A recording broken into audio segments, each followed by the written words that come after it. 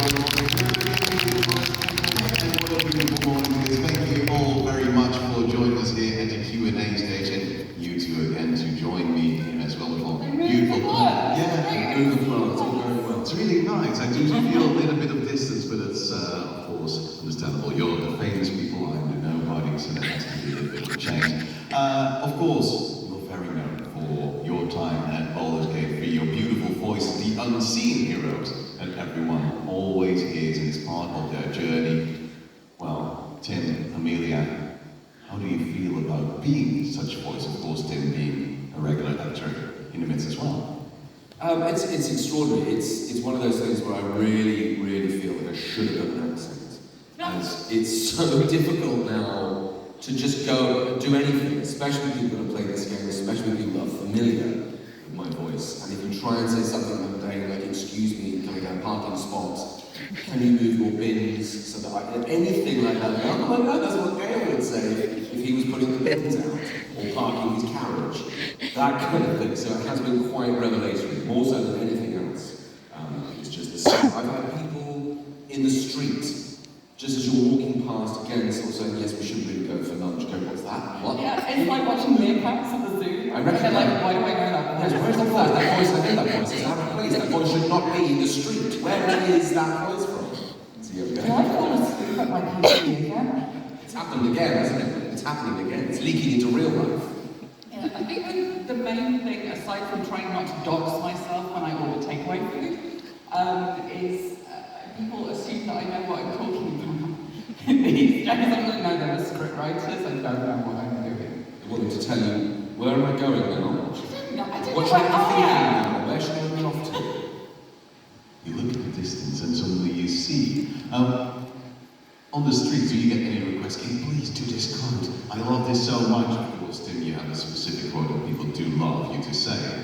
How often, while doing groceries, do you have to throw it out? And how often does it feel after a time?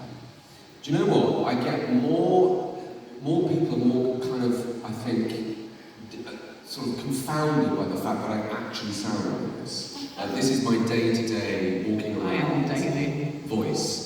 And so that more so than anything else, people will sort of say, just say something.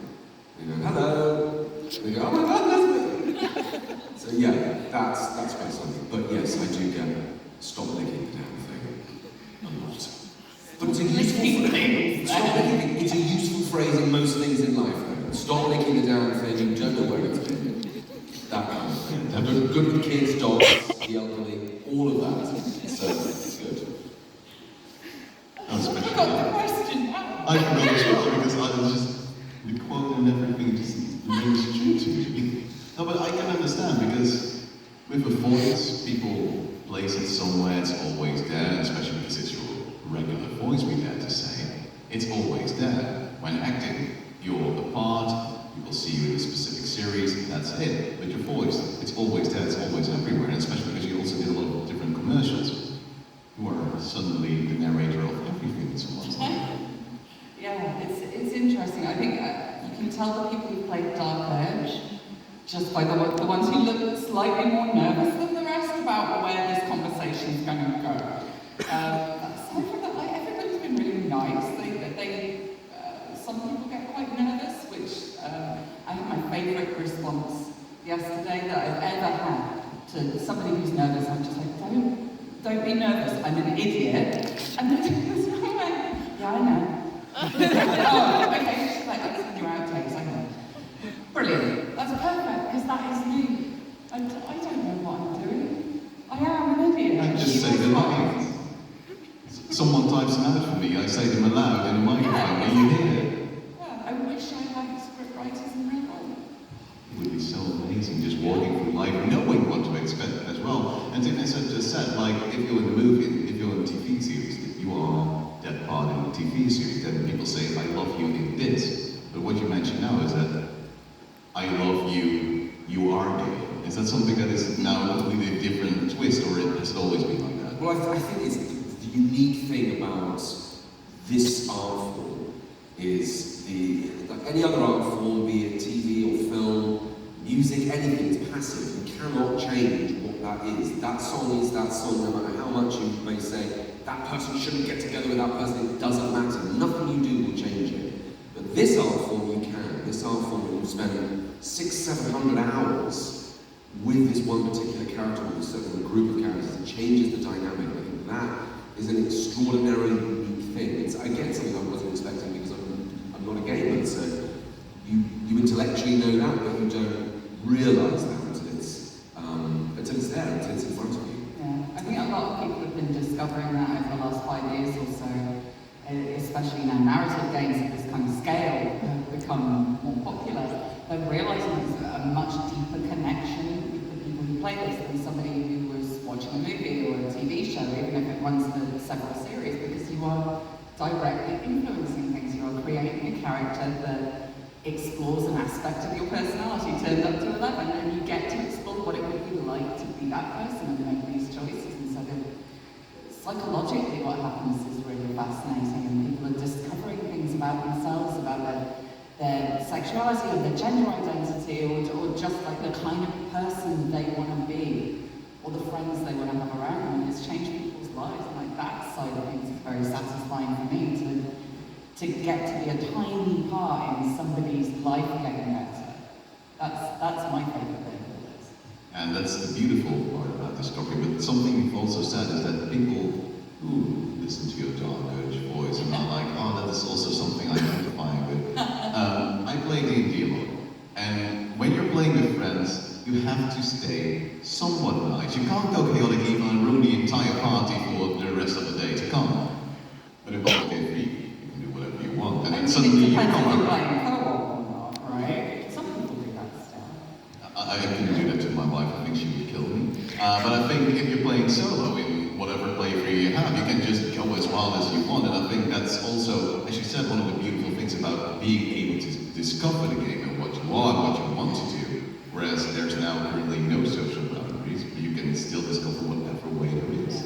Yeah, it's a really interesting consequence-free way of experimenting and playing around. Even just learning how to play D&D. Like, I find the rules of that still, after several years, quite complicated. And I have to focus very hard to make my ADHD behave with that kind of thing. So it's been really nice to get to play a game that makes it very intuitive, and I'm not holding anybody up by trying to figure all this out and play around with things and see what I enjoy doing. So yeah, it kind of removes all the consequence and lets people free play. But do you know what the most mind-bending thing, when we did that first Dungeons & Dragons playthrough, because you know, as a sort of young man, when you enter any sport or gaming arena, it's how am I going to win this? How do I win? And then to be told, no, you don't win. It's like, sorry, what? What's But we're playing a game, and gaming is winning. No, you don't, it's the journey. And that was quite like, wow. So it's just the journey, it's the character creation, it's what you experience. experience along the way, it's what you do with the team, and the team go through it together, being as strong as the weakest link. It's like, wow, that's great. I don't know why I've gone so high. That's amazing. That's an amazing child. That's my amazing Victorian child voice. You only need to look at something like Critical Role, like season 2, campaign 2 of that. The impact a character like Monomot had on that. Sorry, I'm just keeping No, keep going. But the impact of a character that was not there for very long was huge on that campaign, and that's just testament to what can happen in tabletop if you just lean into something and let the dice decide stuff for you. Like, failure is not a failure, it's a story. Sometimes it's more fun to roll a 1 than to roll a 20, because if there's a 20 at the DM side, now I have to make this work. Whereas as a 1, it's like, now you guys messed up. And I have one guy in my campaign who's, well, off the rails most often, and then he does stupid stuff without thinking, and then like, after 5 minutes he's like, oh, so my actions do have consequences. And like, if you're playing D&D, sometimes a little bit more difficult, but you will be able to work around it. But in Baldur's Gate 3, that will be the rest of your playthrough. Yeah, I think that's just D&D in general, right? You learn so much more from your failures than you do from your successes. Like, I'm playing a Curse of Strahd campaign at the moment. We've got 2 thieves in our party. This kind of ties in with what you were saying, I guess, about not being a dick to your party members. I kind of figured it would be rubbish if we were all just stealing from every shop and getting us banned from every town. Like, that's not fun. So I'm playing a recovering kleptomaniac who's trying not to do it. So I'm kind of doing what I'm doing in my playthrough of Baldur's Gate 3. And every time I'm playing this little girl called Pebble, she's a tabaxi. Like, extreme bounceable kitten energy tabaxi. And every time she goes into a store, I roll a d20, and the higher I roll, the more shiny she wants to be. And you can see the whole party, if I hit like a 19 or something, go, no! It's so much more interesting to play like that with somebody who's a risk, but is playing as part of a team, not to win. Yeah, fascinating. The whole thing is just absolutely, more like real life as well, and learn more, as you were saying, your failures, that's where you learn, that's where sitting learn. Yeah. Like, being fans of other people's characters as well. I love playing in group parties for that reason, where you can be like, okay, I'm not the main character in the scene, this is your plotline, and I'm here to occasionally do a comedy interjection, or be like, what's that over there? That's it, I'm here to help you have this scene. It makes people more generous role players. And also makes them feel seen, makes them feel heard, and about being heard as well. We do have mics set up as well, so if you do have a question for these 2 lovely people, do move up to one of the microphones and you might be able to ask a question as well. Because I have plenty. I could sit here for hours with you. I think you would actually get bored. I don't want to do that to you. It would be a little bit too much, and then after a while you just fall asleep on the couch and I just jammering on. I'm pretty sure there's a market for that. Baldur's Gate 3 cast naps on the sofa. Oh, definitely. And I believe It's a headline. I can see that. By, so That's together. oh, but there's a question. Let's get ready. What's your question, dear? Okay. So, hi. Slightly closer to Yeah, the problem. So, hi. I ditched my D&D group for meeting you guys, and my question is for Tim Downie. I heard something about a pranking wars with Samantha Bayard. Can you tell me something about that? Sorry, say that again. A pranking wars with Samantha Bayard during the production of Baldur's Gate 3. A pranking war? Oh no, I don't know anything about pranking. We barely saw each other. Maybe that was the prank. Now, maybe she was there now all you're the giving us time. ideas. Maybe she was there all the time and that was the prank. Sam, if you're watching this, I'm curious. No, she is. Thank you. Oh, I'm sure we're friends. We'll see them next week. Oh yeah, we are. Or we can prank something. No, it's something we talked about yesterday as Just well. opened up a can of worms. I feel it.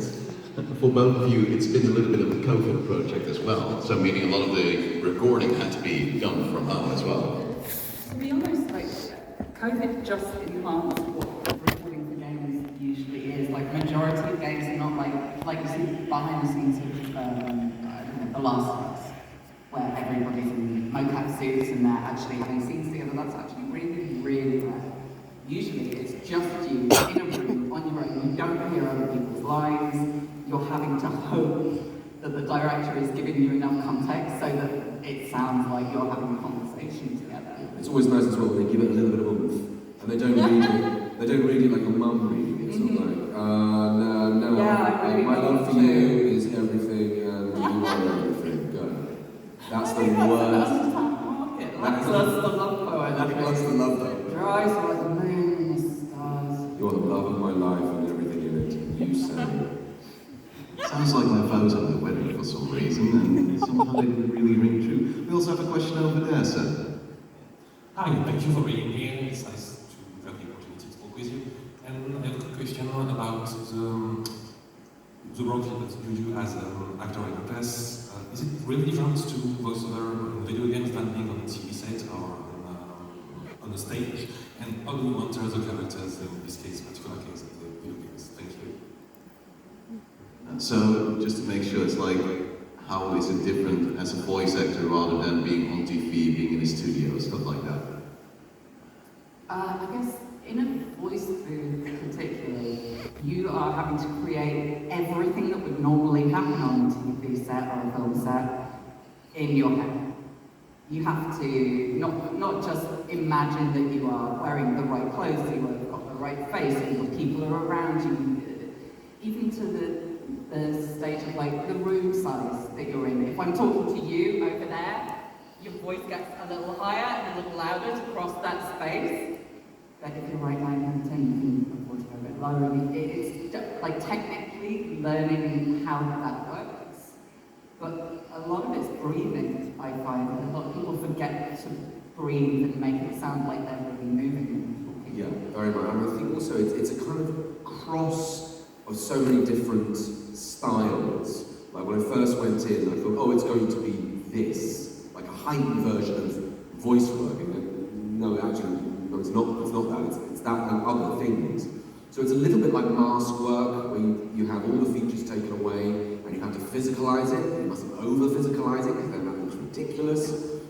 But also putting all of that emotion that you would put through your eyes and just facial recognition in your voice, and being subtle but being enough. It's an interesting hybridization of lots of different styles and techniques, which is, that was the main difference for me, was trying to find that sweet spot, that Goldilocks zone. It's a really good acting exercise, actually, because I've always said it's like voice booth voice, stage body, to make it big and it kind of shows up depending on where they put the cameras in the scene, and then movie face. So it's got to be very subtle, so when they go for the close-up, it doesn't seem like you're overacting. And finding actors who can do all three of those things instinctively without overthinking it is quite rare, apparently. No, it really is. It really, really is. You realise what a skill it is. Like, it's not a sort of one-size-fits-all thing. Like, if you can do it and do it well, you're like the cured egg. You know, it's a rare, rare thing. And yeah, I think it should be more recognised as an art form, not kind of marginalised as it has been. I think it is changing. I think that recognition for the skill of what it takes to do it well is definitely changing. Well, originally they were like, voice actors can't do this, we're going to bring in movie stars. And then we had this 5-year span of various movie stars, either being amazing or not. And they're slowly realising that it's kind of more of a niche skill than that. So kind of pinpointing who can do that. But some work well, like some great actors were able to move into voice acting, and one that rings to many is of course Christopher Judge, who voices Kratos, who used to be like a big actor, and then now suddenly most people think of him, oh, he's Kratos, he's the deep voice, boy, and it just rings true to everyone. But I believe it's like, as you say, you can't do too much, you can't do too little, so it's like speaking in a conversation, that's slightly more, but not too much, because then it will be way too much for anyone to actually understand and want to listen to, right? Or it becomes caricature, and when you want something that's real or something to have an emotional pull, you can't be like a Ren and Stimpy cartoon. It can't be that sort of animated, Nickelodeon-y. It's got to be real, but it is animated, so where does it sit? And so to find that is a real skill, it's a great art. It's almost like music, I find, like they're the people who whole notes. And it all, like, technically it's fine, but then you occasionally get somebody who's a sharp or varies the rhythm slightly, and you're like, ooh, that's interesting. What are you doing? What's that? I find those kind of performances where it's not just directly communicating, I feel this way about you. It's all the stuff that's going on in their head that you can sense is there, but they're not saying. That's what brings a performance. Intricate little details that actually make you want to think about it without having to think about it. We also have a question over there, if you could also ask it to us, please. Hi, so Baldur's Gate has a lot of heavy storylines, and I was wondering, when you're in the voice recording booth, are there moments where the scenes really got to you, where you, as an actor, you were really moved and even choked up or something? Yeah, most definitely, because it is such an intense experience, and it's also not particularly one that you're sharing with a fellow actor who's standing in front of you and you're kind of sharing this experience and like, okay, wow, that was quite... It's you on your own experiencing it. And so there was a lot of scenes, like weave scenes and darker scenes, where you kind of have to find the story within yourself, which is kind of like method acting. It's like finding those things and thinking, oh, okay, that's a similar emotion. So let's go there. And sometimes you don't want it. Sometimes it's something that's you want kind of left where it is, but then to bring it out brings a truth because it's raw. And that's when it gets very exhausting, especially if you're doing it. Because if you were acting a scene like that, you'd probably do two, 3 takes. So you're probably talking like 20 minutes in total, whereas this is like 4 hours of that heightened emotional awareness. And so by the end of that, you are ruined. You are absolutely on your knees, and you don't want to talk to anyone. You want to sit quietly in a room and just basically pick everything back up and put it all back in again. So it's like self-aftercare. Really, like that. yeah, it really is. There is that thing about, oh no, it's good to address these things, but then you think, I don't really want to address this for force. Yeah, and I certainly don't want to have to go and be around my loved ones while I'm coming down from that. Absolutely not. Give me mine. Yes. For me, this was a slightly unusual role because I had to be so many different characters narrated, so I didn't want to bring too much of myself into that because I wanted to focus on that particular character for that scene, and then be theirs, and then be theirs. So there are certain storylines that now, watching it from the outside, I'm like, okay, that's part of my life, that's part of my life, and I can relate to that. I love talking to players about the moments in different storylines that connect with them, because there's a lot of that in my life. But I think it's more about your experience than mine, if that makes sense. I think that's a more helpful way for me to go about it. I'm pretty open about a lot of the stuff that's gone on in my life, but I think it's more useful for us to talk as a wider group rather than homing in on my experience. Does that make sense? I think, Tim, especially for you, as a regular actor as well, you said yesterday, I drive to the studio, it's an hour. I get in the mood, I'm done, I drive back, it's an hour. You can leave everything behind, go back to the good old happy Tim for the wife and kids, and then you can go in. But, but doing the voice recording at home and then just having such an intense session, going downstairs, and you're absolutely knackered. And of course, also like, you don't want to show that emotion you just felt downstairs. It might be an angry, it might be a sad emotion. As well, I always feel like it's a bit cruel Yeah. to come out of a recording session where you're like, I've just died like 5 times, burning, electrocution, my loved ones have died in front of me and I am mourning them, and then go straight to the kitchen and be like, What does everyone want for supper? Tears in your eyes, on all the screen. Fine, chips are a good idea. I get it a lot at home. I've got a recording studio at home, luckily, and a lot of the time I'll be like wandering around on the patio, just like trying to keep in a headspace. And my partner Jay will be like, "You're right, try and cup of tea." I'm like, "I'm not me right now." That's all I have to say. It's like, oh, okay, sorry, I don't know that. I don't know whoever that is. You just I'll run give you a five. the dog Yeah. today. Yeah, it definitely helps with open communication in Yes, relationships. it really does. And understanding that character separation between you and character and where it takes you, that you do need that time to kind of pull it in, like those kind of pull dolls, you know? Yeah, it's a It takes a bit of time for that thing to pull itself back in again. then it's fine. Then you can walk back in and go, oh, we're having supper. Yeah, because I'm not a method actor by any stretch. If you do that in voice acting, you are screwed. That will mess your head up because you're leaping around emotionally so much. You just have a breakdown. It's not very fun. But I think in order to give a really lifelike performance and something that people can connect with, you've got to believe it for that moment and then be able to switch. It's quite an interesting psychological trick, but for that moment you're living it, you are dying, you're watching somebody you care about murdered in front of you, whatever is happening in that scene. And that has a physical reaction, if you truly believe it, like chemicals are released in your brain, as if that was really happening. So there is a lot, I joked about it, but there is a lot of self-care and a lot of aftercare that goes on after scenes, because otherwise it's too dangerous, a lot of the stuff we're doing. And then it gets complicated as well, because you've got to marry that together with the technicality of it. Is this, you could give the performance of a lifetime, go, my God, I really hit the ground there. That was absolutely sensational. And they go, yeah, but you said this word wrong. So we're going to have to go and do that again. Oh, right. So you have to drag it up again. And that's where the skill and the art kind of meshes together. It's being able to have that emotion and keep it there for probably a number of takes, just in case I said that line, no, I've missed a word, I've got to go back, do it again, and finding your rhythm in order to get that strength. Apostrophes, Larian, really. Come on. It's just grueling and grinding, and especially, of course, as you said, if someone dies, then you've spent hours on doing voice work for you, like, you know, I've been at it for so long, and now you just die, and now you just expect me to, oh wait, we're gonna do the start again? And then suddenly you're just dragged from one place to another, you suddenly have to recover. But I believe there's another question right there. 10 points, not to Gryffindor this time. No, not to Gryffindor. Hi Tim, hi Amelia, welcome to Belgium.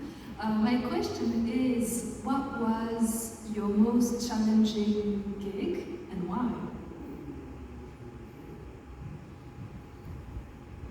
Hard question. Yeah, hard question. Yeah. I hear the brains working all the way up here. I mean, it depends what you mean by challenging. Like, there have been dreadful ones, don't get me wrong. And I'm not going to diss anyone in public. But some directors are better than others, let's put it that way. I think this one was pretty challenging, to be honest, because to do 17 different distinct personalities, to create that, usually you would rely on accents, or you would rely on a different physicality, a different something, like something to hang that off. And for me in this role, I didn't have any of that. I didn't even have effects.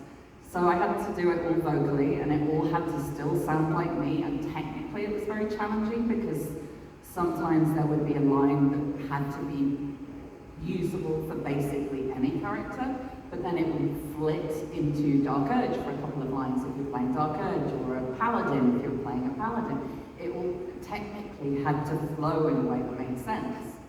So I guess this one, really, just because there was so much going on and so many different read styles that I had to make work together. But you didn't do any mocap, right? Not for this one, no.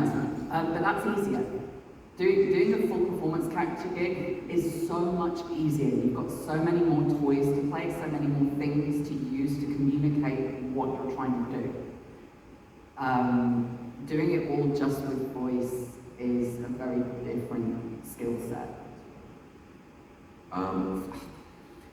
There've been so many things that have just been like very challenging. Like, this was challenging in the sense that it was more mental and physical. I've done stand-up in the past. That's challenging because you're standing up in front of a group of people that don't know you, that are looking at you going, go on then, make me laugh. Go on then, fuck that. That's quite challenging to change that around. That's very difficult. And then there's been, just be funnier. Just do what I'm asking you to do. Be funny. This is awful.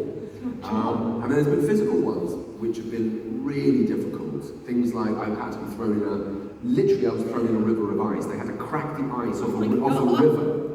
Off a river, and throw me in it. This was a job. This wasn't hazing. So they threw me in that. I've done things like, we were chased by a pack of Dobermans.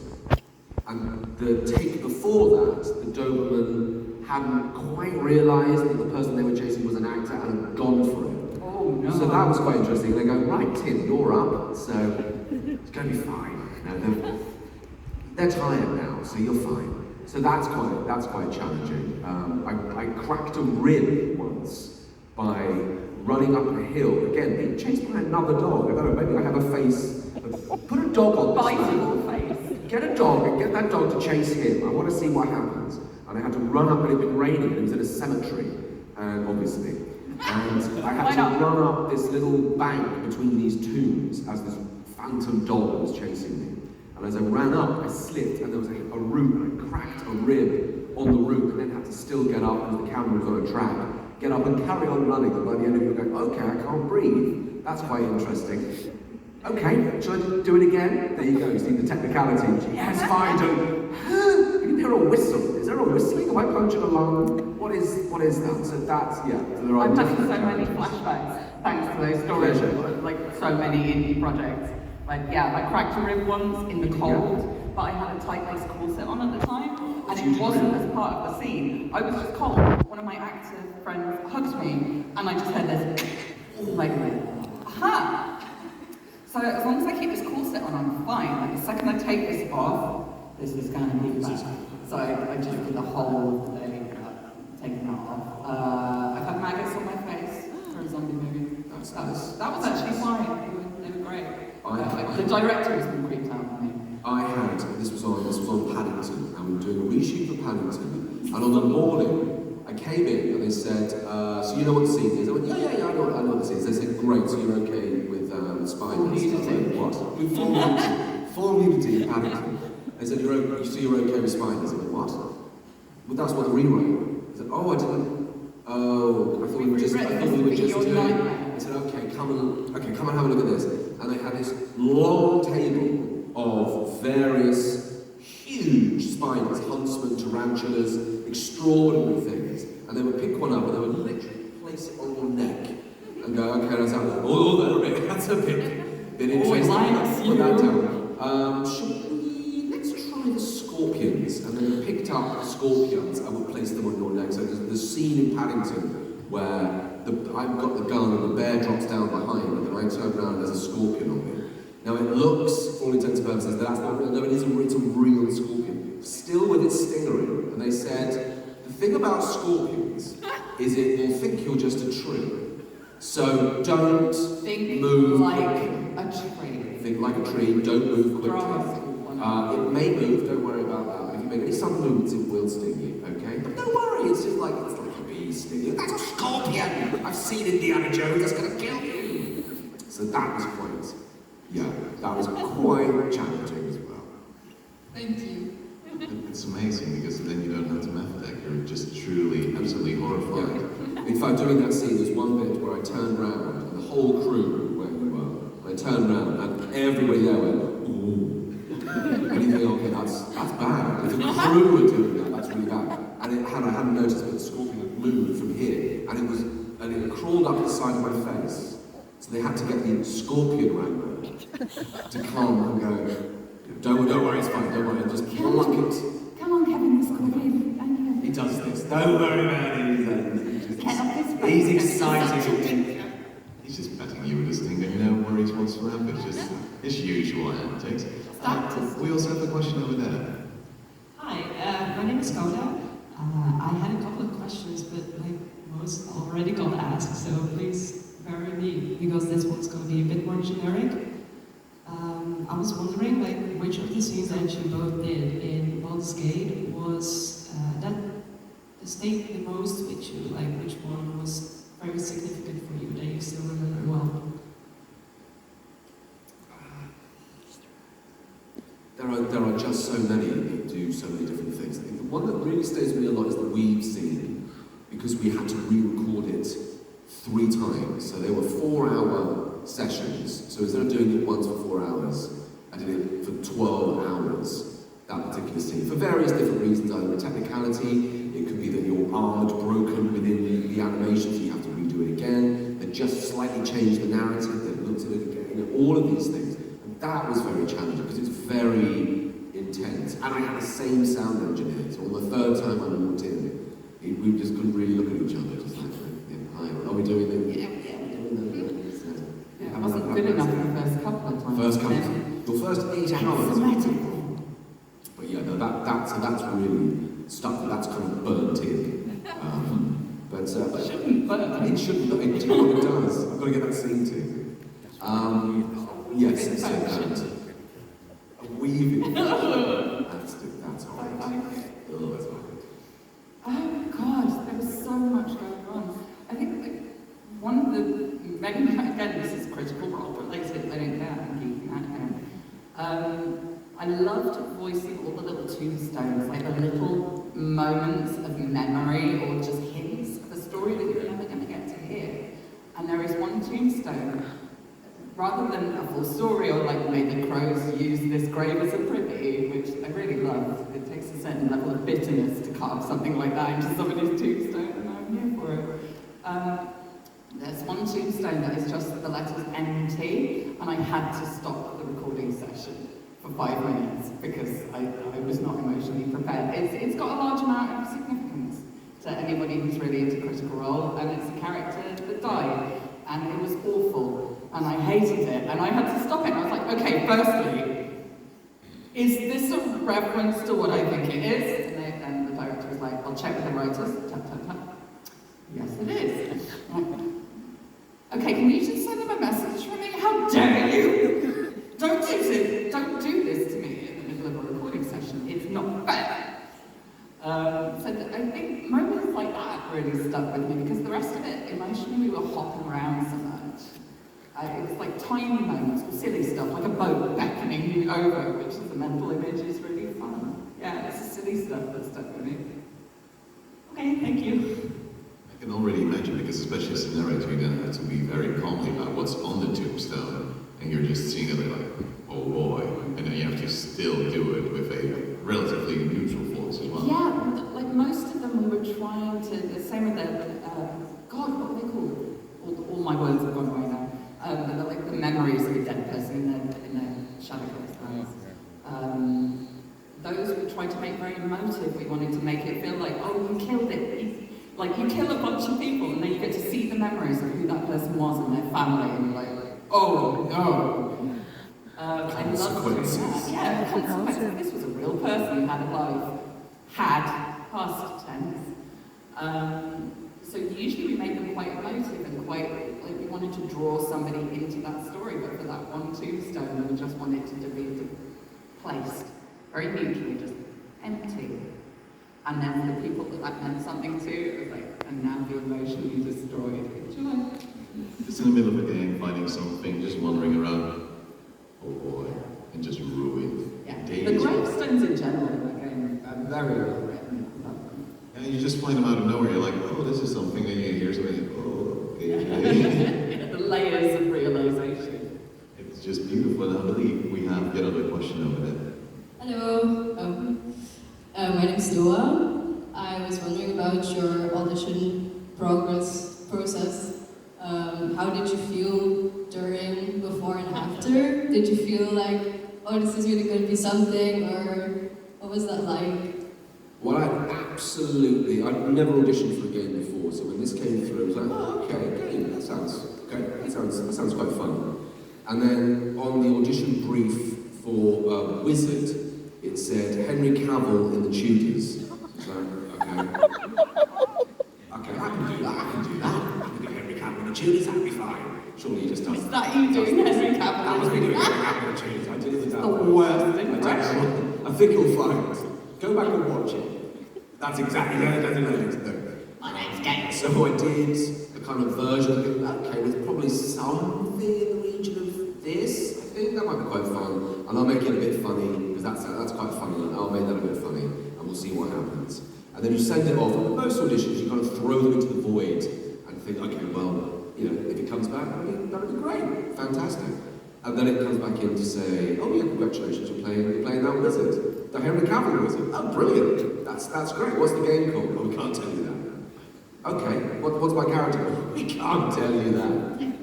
Right, okay. So yeah, so I didn't know what the game was called for about a year and a half. Even standing in the booth in a light suit, having said the lines for a year and a half. So what is this game? We can't tell you that. Very good question. It's a very good. We'll ask someone as soon as they Still know. don't know. But yeah, so it was a very regular audition process. I imagine it's quite a regular audition process. You have to stand a certain way because you're in base pose, which was the only quirk, I would say. The rest of it was quite a normal-ish casting. But yeah, no, I had no idea. I was very naive to it, very sort of, okay, I think it's this. So I just kind of threw some takes and kind of went, okay, well, hopefully one of those is going to work, but we'll see. I was in Larry's previous game, doing the original scene too.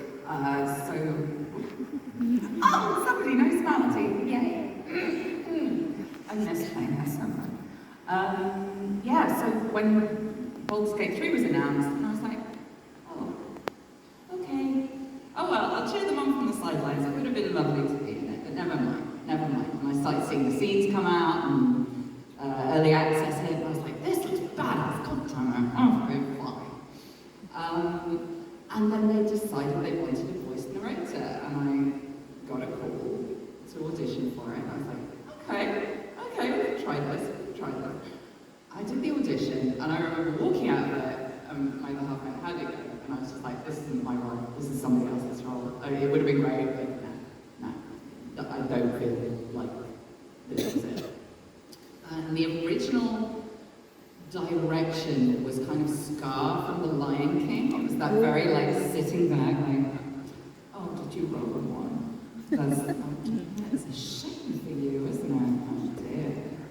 Just this sadistic dungeon master really enjoying watching me mess up repeatedly. So that's what kind of, eventually I got the part, and that's what we ran with until early access. And then there was quite a mixed response, like some people really liked it, and there's a word for those people. And some people very much did not, and there's a word for them too.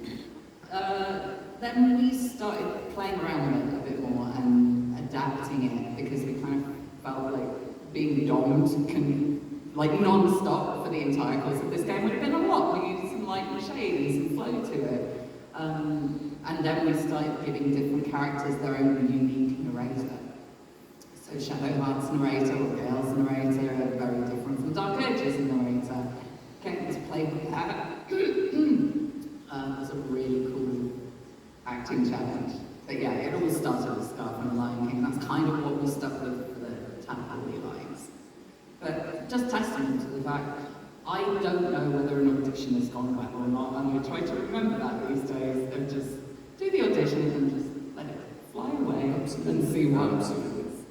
It's just like any job interview, I dare to say. You go in there, you're like, of course, you're saying, I'm probably going to avoid less nervous than usual with a job interview. You go there, you think, I probably said things completely wrong, and they'll probably completely dislike it. And you walk out and say, oh, whatever, I hope I did it right enough. And you get a call, oh, you did it. You're like, what?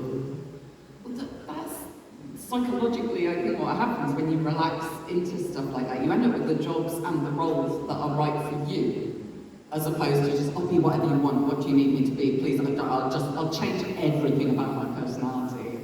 I've certainly felt that the last few years I'm landing roles that are me, like authentically a part of my personality. Just sitting more in your... Yeah. So that's where the scar comes from.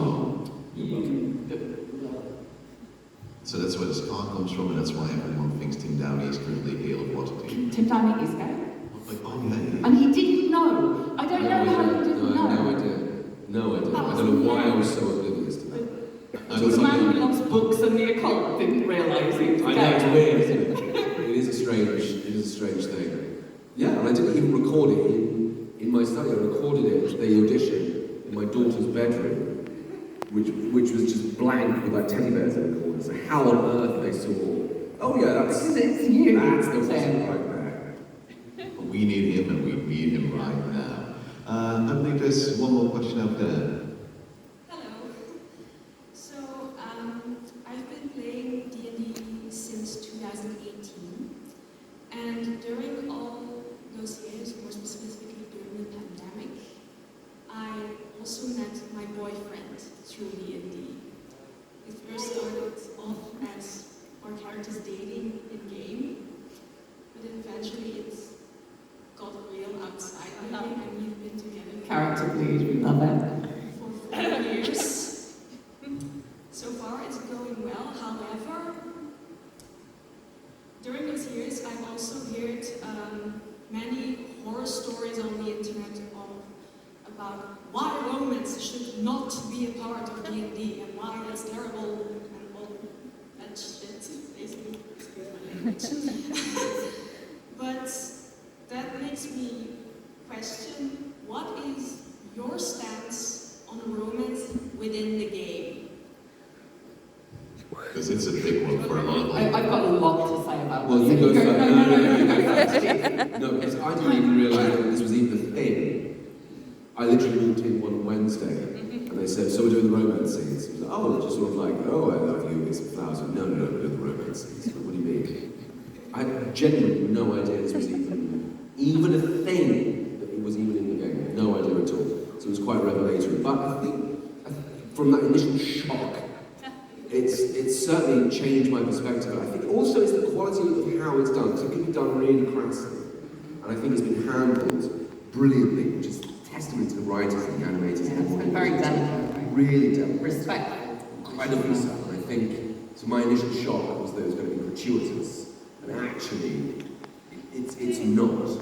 It's handled in a very different way. So it's certainly changed my perspective. So I can certainly see how it is far more of a valid part within the whole game thing, because it encompasses life.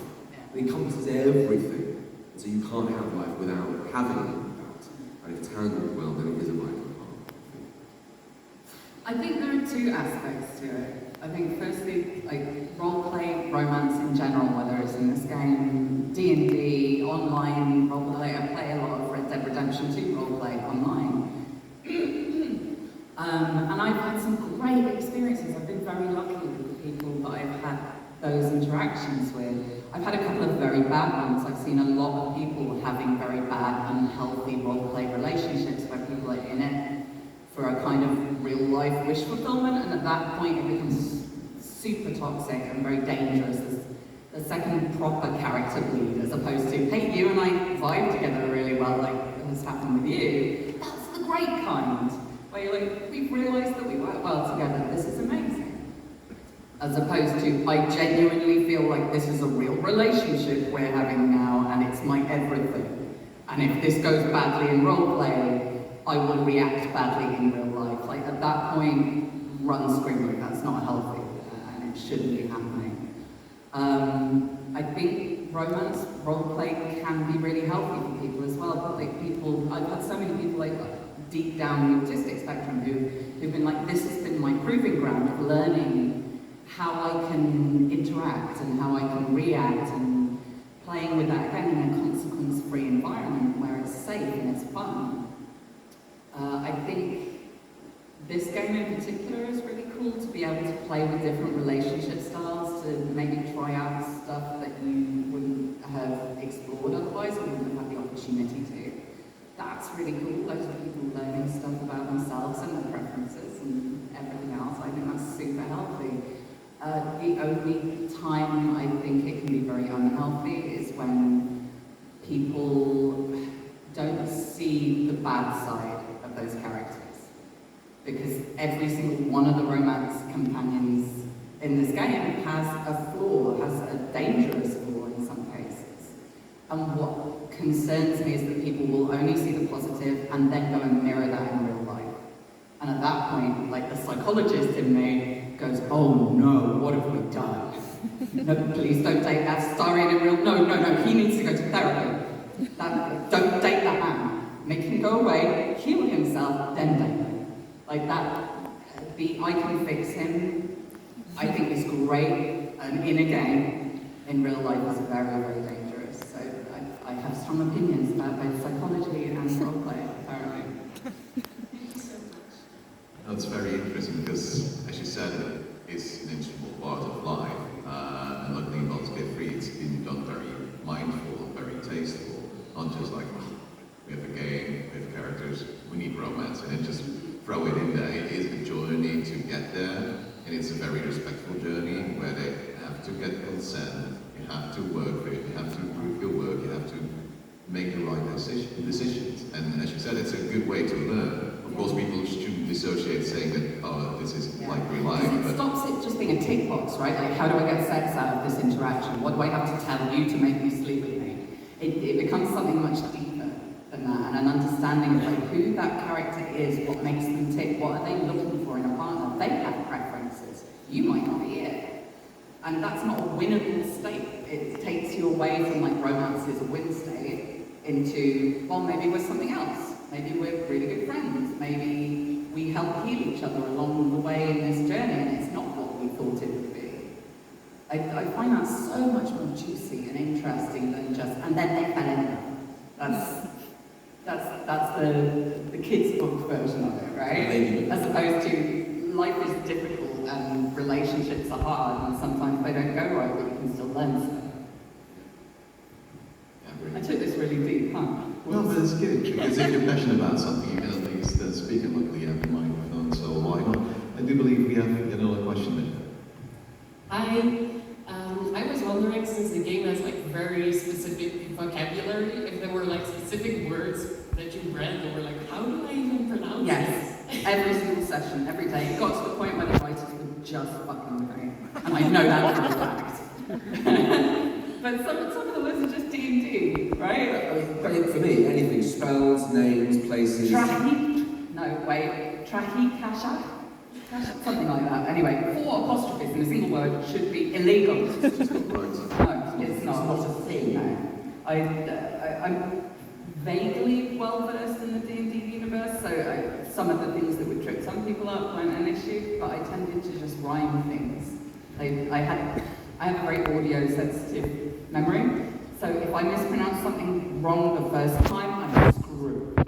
So just don't say the word to me until you know for a fact how it's pronounced, then I'll figure out something it rhymes with. Saravok armchair is how I remembered that one. It's armchair to rhyme with armchair. But yeah, I had so many weird words in this that by the end I was just giggling on the floor, just going, you're messing with me, they're messing with me, type. They're laughing in chat, yeah, they are messing with me. But also, you would say a word or a name, and then you look around going, have I said that right? And you just blank faces back going, well, we'll have to Google it. Apparently you can say a word 4 different ways. Well, that means we're probably going to have to re-record it, so am I now going to have to say this name 4 times? Yeah. 4 different ways. And then they'll come back to you about a month later and go, you know you said that thing, but it's actually said like this. But I had to do that for every character then. Oh, that's horrendous. The he, thing. Did you see a word? There's certain things you can kind of, as you're kind of scanning through it, you can kind of see a word going, oh, God, not that word again. Surely that one's was... sight reading, I don't read quite that far ahead, but if it's a set of lines where it's like it pops up in every single one of these, it almost becomes like a ski ramp. You can see it coming, like, oh no, don't focus on it, don't think about it, it's coming. And then I would get through that word, and then the word at would trip me up. Oh, yeah, that's just normal, simple words. Yes. Why can't I say that? That's my job, I do myself. Because they're so easy that you already want to skip them in your brain. That's my ADHD brain. If I know what's coming up in a text that I have to speak aloud, I'm already skipping the easy words, and then I remember like, oh wait, I should have actually said that one. Yeah, because we're actors, we're glorified show ponies, right? We can do dressage, but don't ask us to go for a mile-long hike. Don't do it. Yeah, like I can learn tricks. I can read some Latin. I can make it look like I'm going on a Yeah, exactly.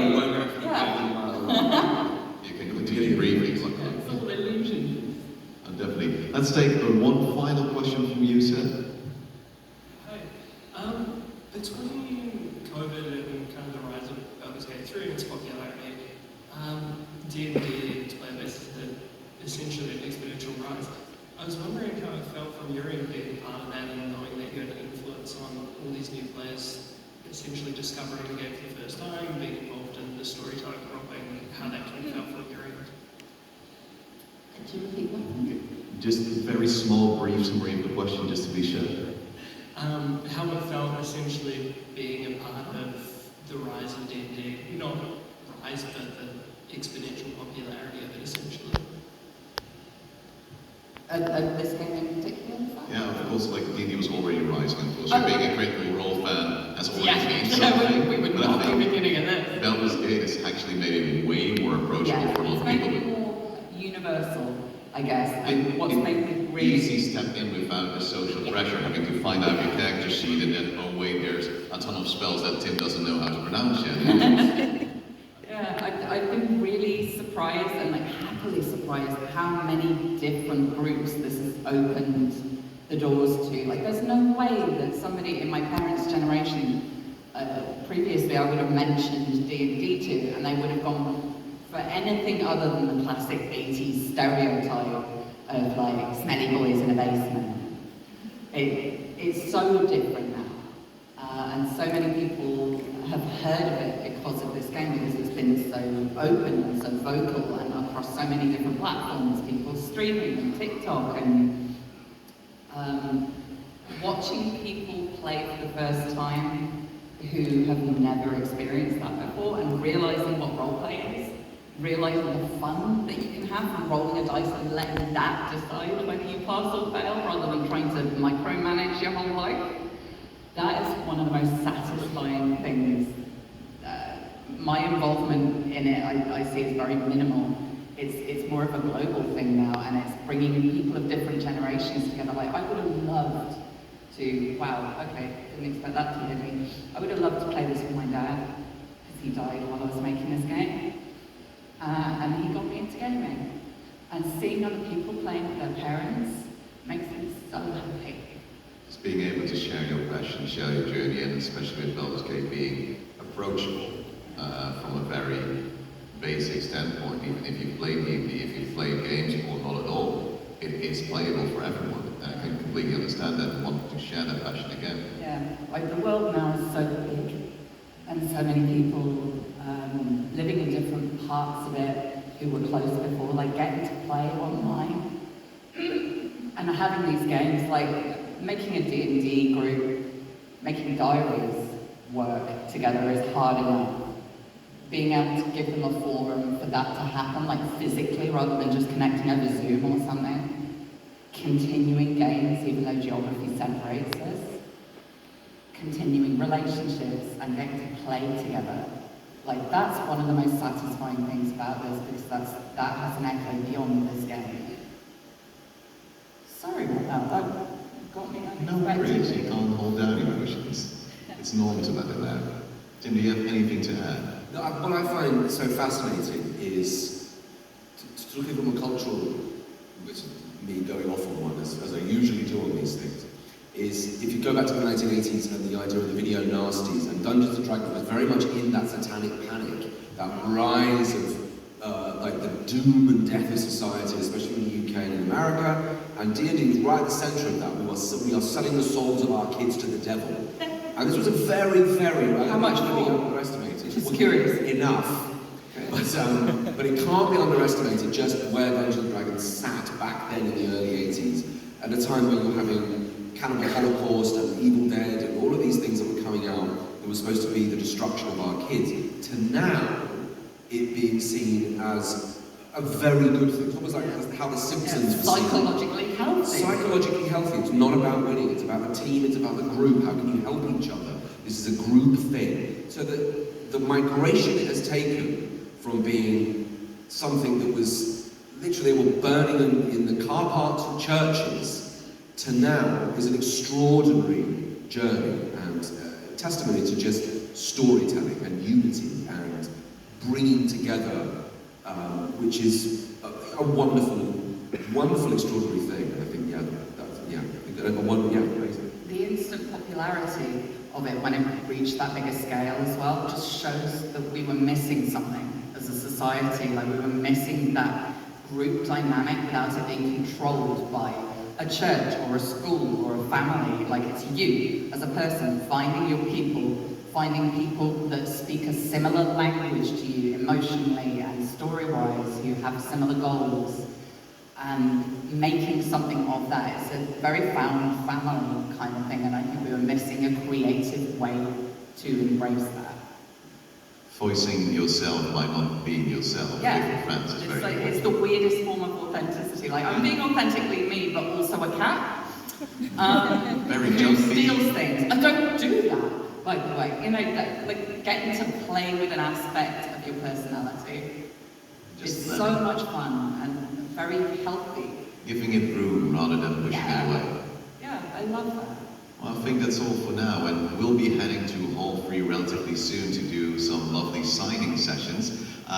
So thank you all very much for your questions, your time here and being with us, and we'll be very happy to see you in Hall 3 for these signing sessions with Tim and Amelia. We'll be there in roughly just over half an hour. We just need a little bit of a break and a little bit of a lunch, but we'll be there the entire day. Thank you very much, and see you soon.